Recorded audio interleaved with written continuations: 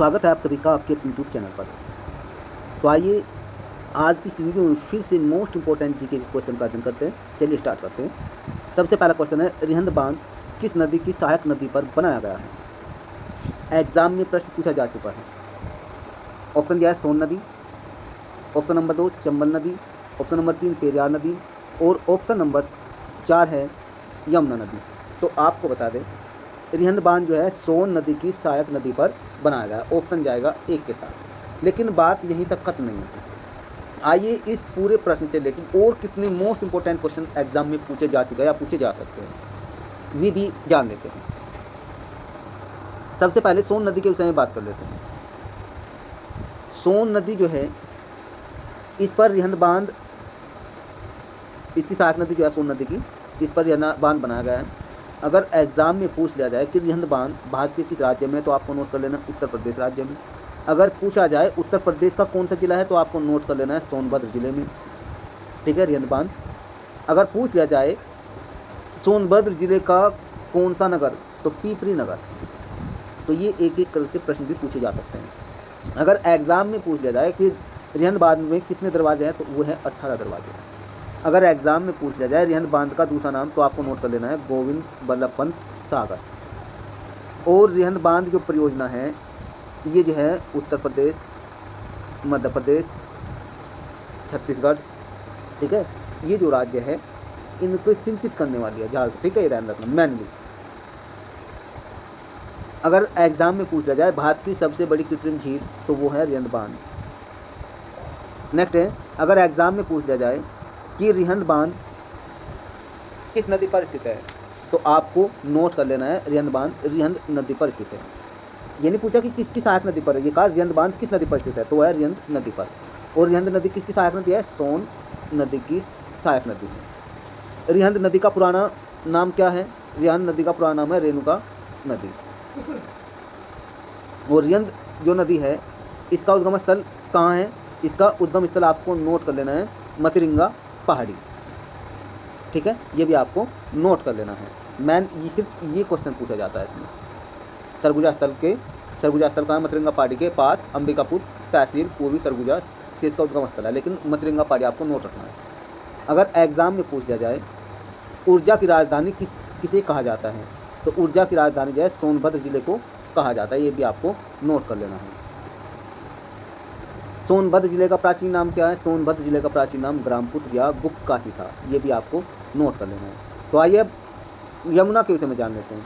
यमुना को और किन किन नामों से जाना जाता है? यमुना को कलिंदजा और कालिंदी के नाम से, तरणी तनुजा के नाम से, सूर्यजा अज रवि तनिया के नाम से, जमुना कृष्णा रविसुता, कालगंगा भानुजा, अर्कजा अक्र यम भगिनी और यमा के भी नाम से भी इसे जाना जाता है। ये भी आपको नोट कर लेना है। अगर एग्जाम में यमुना की सहायक नदी पूछ ली जाए और यमुना का उद्गम स्थल पूछ लिया जाए, ठीक है, तो उसके विषय में भी आइए क्वेश्चन हमने बनाए हैं और एग्जाम में पूछे जा चुके हैं। ये यमुना की जो सहायक नदी चंबल, सेंगर, छोटी सिंधु, बेतवा और केन, ये यमुना की सहायक नदी है। और आपको नोट कर लेना है यमुना की जो सबसे बड़ी सहायक नदी जो है वो चंबल नदी है जो मध्य प्रदेश में। ये भी आपको नोट कर लेना है मैन। और आपको ये भी नोट करना है कि यमुना जो है गंगा की सबसे बड़ी सहायक नदी है। एग्जाम में अगर पूछ लिया जाए गंगा की सबसे बड़ी सहायक नदी कौन सी है, तो आप कौन सी है? वो है यमुना। अगर एग्जाम में पूछ लिया जाए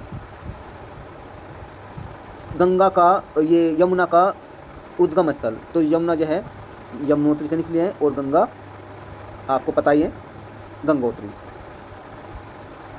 और राज्य कौन सा है यमुनोत्री? उत्तराखंड। नेक्स्ट, अगर एग्जाम में पूछ लिया जाए कि गंगा यमुना में किस स्थान पर मिल जाती है, तो आपको नोट कर लेना है। तो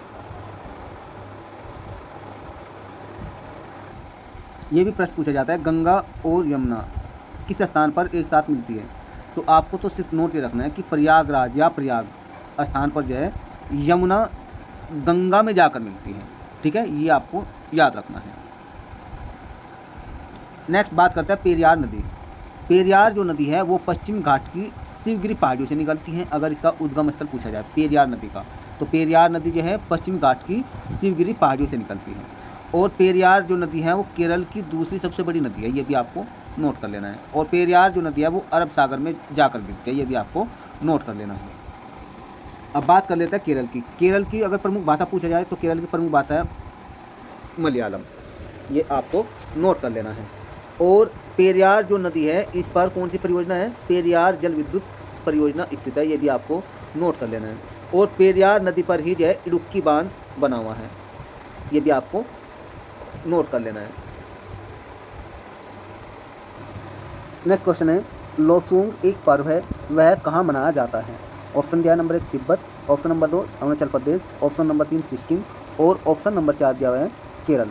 तो आपको बता दें लोसूंग जो पर्व है ये सिक्किम राज्य में मनाया जाता है। इसके अलावा सिक्किम राज्य में और कौन कौन से पर्व है, लोसर पर्व, बोमचू, सागा दावा, पांग लहबसौल, अंतर्राष्ट्रीय फूल महोत्सव, लोसोंग या सोनम, ये जो है उत्सव मुख्य है जो सिक्किम राज्य में मनाए जाते हैं। नेक्स्ट अगर एग्ज़ाम में पूछ लिया जाए कार्तिक के महीने में सिक्किम के नेपाली समुदाय द्वारा कौन सा नृत्य किया जाता है, तो आपको नोट कर लेना है मारुनी जो नृत्य है वो कार्तिक के महीने में सिक्किम के नेपाली समुदाय द्वारा किया जाता है। अगर अन्य और भी लोक नृत्य सिक्किम के विषय में पूछा जाए तो कौन कौन से है, तो आपको भी नोट कर लेना है संगनी, तामांग सेलो, गैनी, शब्दो और सिंगनी चाम, ये कुछ मोस्ट इम्पोर्टेंट लोक नृत्य है सिक्किम से रिलेटेड, ये भी आपको नोट कर लेना है। सिक्किम की जो मुख्य जो भाषा है वो नेपाली है, ये भी आपको नोट कर लेना है। इसके अलावा वहाँ अंग्रेजी और हिंदी भी बोली जाती है।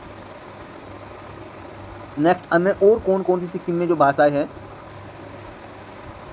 भूटिया, जोंखा, ग्रोमा, गुरुंग, लेप्चा, लिंबू, मगर, माझी और मझवार, नेपाल भाषा, दनुआर, शेरपा, सुनवार, तामांग, थुलोंग, तिब्बती और याक्खा, ये सभी भाषाएं सिक्किम में बोली जाती हैं। नेक्स्ट बात कर लेते हैं सिक्किम का सबसे लोकप्रिय नृत्य, तो कौन सा है सिक्किम का सबसे लोकप्रिय नृत्य, वो है मुखौटा, ये भी आपको नोट कर लेना है। अब नेक्स्ट बात करते हैं तिब्बत के विषय में।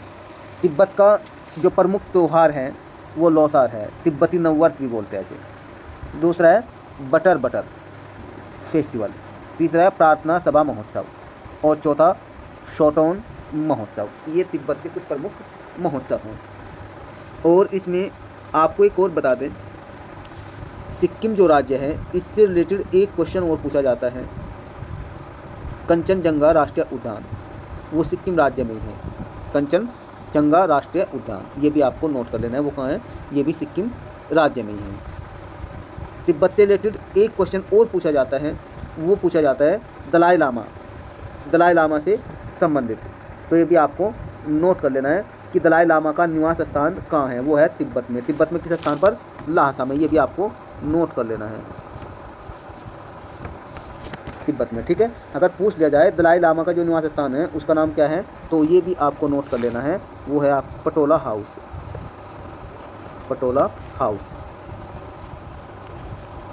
ये भी आपको नोट कर लेना है। नेक्स्ट बात करते हैं, आइए अरुणाचल प्रदेश के विषय में। अगर एग्ज़ाम में पूछा जाए अरुणाचल प्रदेश ये अदीस समुदाय किस प्रदेश में स्थित है, तो अदीस समुदाय की जो जाति है वो अरुणाचल प्रदेश में है। मोनपा समुदाय भी अरुणाचल प्रदेश में है। अफतानी समुदाय ये भी अरुणाचल प्रदेश में है। तगिनो समुदाय ये भी अरुणाचल प्रदेश में है। और इदू मिसमी समुदाय ये भी अरुणाचल प्रदेश में है। और इसके साथ साथ ही आपका जो निसिंग समुदाय है ये भी अरुणाचल प्रदेश में है। लेकिन इनसे रिलेटेड और भी क्वेश्चन पूछे जाते हैं। ये क्या है, अगर एग्ज़ाम में पूछ लिया जाए मापिन और सोलंगू ये जो त्यौहार है किस समुदाय के हैं, तो आपको नोट कर लेना है मापिन और सोलंगू त्यौहार अरुणाचल प्रदेश में अदीस समुदाय के हैं, ठीक। अगर एग्ज़ाम में लोसार त्यौहार के विषय में पूछ लिया जाए किस समुदाय का नृत्य है, तो लोसार जो त्यौहार है वो मोनपा समुदाय का त्यौहार है। अगर ड्री या इसे ड्री फेस्टिवल भी बोलते हैं, ड्री फेस्टिवल, याद्री फेस्टिवल, ये किस समुदाय का है? ये है अफ्तानी समुदाय का, ये भी आपको नोट कर लेना है। तगिनो समुदाय का महोत्सव कौन सा है? वो है सीदोनियाई। सीदोनियाई जो है ये तगिनो समुदाय का महोत्सव है। इदु निस्मी समुदाय का महोत्सव है रेहे, ये भी आपको नोट कर लेना है। निसिंग समुदाय का महोत्सव है न्योकुम, ये भी आपको नोट कर लेना है। नेक्स्ट अन्य और कौन कौन से महोत्सव है इसमें, वे भी आपको नोट करने हैं। पंगसाउ शीतकालीन महोत्सव, ये भी अरुणाचल प्रदेश में है। सांगकेन फेस्टिवल, बूरी बूट फेस्टिवल, चलो लोकू फेस्टिवल यानी उत्सव, ये भी अरुणाचल प्रदेश के उत्सव है। अगर बात की जाए जनजातियों की कि अरुणाचल प्रदेश में मुख्य जनजाति कौन सी है, वैसे तो बहुत सारी है लेकिन मुख्य जो एग्जाम में पूछी जाती हैं अदी, एपतनी, बुगुन, रुशा, सिंगपो और मोनपा, ये जनजाति अरुणाचल प्रदेश की हैं, ये भी आपको नोट कर लेनी है। नेक्स्ट क्वेश्चन आपको ये भी नोट कर लेना है, उत्तर पूर्वी भारत में जो अरुणाचल प्रदेश राज्य है इसका सबसे बड़ा जो जाति समूह है वो कौन सा है? वो है नीसी, ये भी आपको नोट कर लेना है। नेक्स्ट बात करते हैं कि अरुणाचल प्रदेश में और कौन कौन से जो नृत्य हैं, नृत्य की पोंग नृत्य, दामिंडा डांस, वांचो डांस, तापू नृत्य, बारडोछम, खाम्पटी, रिकम्पाड़ा, बुइया नृत्य, लायन एंड पिग डांस, इसे शेर और मयूर नृत्य भी बोलते हैं। ये जो है अरुणाचल प्रदेश के कुछ मोस्ट इम्पोर्टेंट नृत्य हैं। अरुणाचल प्रदेश में ही आपको ये जो उत्सव है तवांग, ये भी नोट कर लेना है, एग्ज़ाम में पूछा जाता है। तवांग और ऑरेंज महोत्सव एग्ज़ाम में आ चुके हैं, ये ऑरेंज महोत्सव ये भी अरुणाचल प्रदेश के है, ये भी आपको नोट कर लेना है।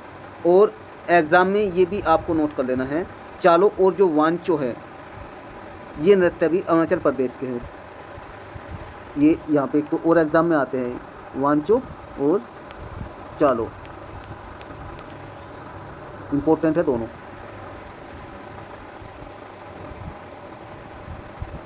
बात कर लेते हैं केरल में, तो केरल का सबसे प्रमुख त्यौहार जो है, राज्य के त्यौहार, वो ओणम है, ये आपको नोट कर लेना है। इसके बाद केरला बोट उत्सव है, यहाँ जो है इसे जो है नाव दौड़ होते हैं, इसमें वल्लम कली त्यौहार भी होता है, इसमें वल्लम कली, ये भी आपको नोट कर लेना है।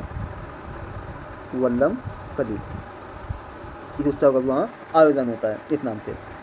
और ये भी आपको नोट कर लेना है कि अन्य उत्सव कौन कौन, अट्टुकल पोंगला, एट्टू मानूर महोत्सव, हरिपाद महोत्सव और त्रिशूलपुरम महोत्सव, ये भी केरल के प्रमुख त्यौहार हैं। और अगर बात कर ली जाए जनजाति की, इनकी मेन जनजाति कौन सी है? इरुला, चेंचू और सोमाली। वैसे तो बहुत सारी जनजाति हैं लेकिन ये परीक्षा के हिसाब से बेहद ही महत्वपूर्ण है, तो ये 3 जनजाति आपको नोट कर लेनी है।